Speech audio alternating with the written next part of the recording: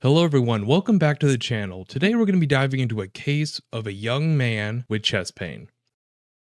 Our patient is a 29-year-old male presenting with chest pain. This is a patient that I had as a paramedic. Current vitals is his blood pressure is 110/76, so it looks better than mine. Heart rate is 76 beats per minute and regular. Respirations are 22, slightly labored. O2 is 95% on room air. So here's his EKG. So let's start off with the basics and let's find the rate. This is a regular rhythm, so we can use the big box method to find the approximate rate. And as you guys know, I'm pretty lazy, so I like to find approximate rates.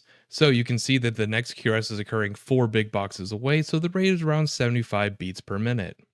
Now look at the rhythm. We know that this is a regular rate already. The rhythm is regular because the QRSs appear in a regular pattern without any kind of pauses or variability. The P waves are positive in 1, 2, 3 in AVF, they're biphasic in V1, which is normal, and negative in AVR, which is expected. All this tells me is that this is going to be normal sinus rhythm. If the rate was over 100, it would be a sinus tachycardia. If it's under 60, it's a sinus bradycardia. Next, do we see anything really concerning on this 12 lead? We have widespread ST elevation across multiple leads without any reciprocal ST depression except for in AVR. We can come to 2 conclusions based off of this. This patient either has pericarditis or has the world's largest STEMI. But this is most likely just going to be pericarditis. So let's break this down a little more now that we know it's pericarditis. So pericarditis has global or widespread ST elevation, which is found all over this EKG. You're going to notice in 1, 2, AVL, and all your precordial leads.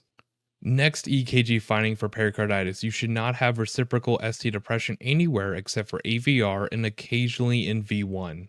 If I see ST depression AVL or lead 1 for example, that would not be pericarditis.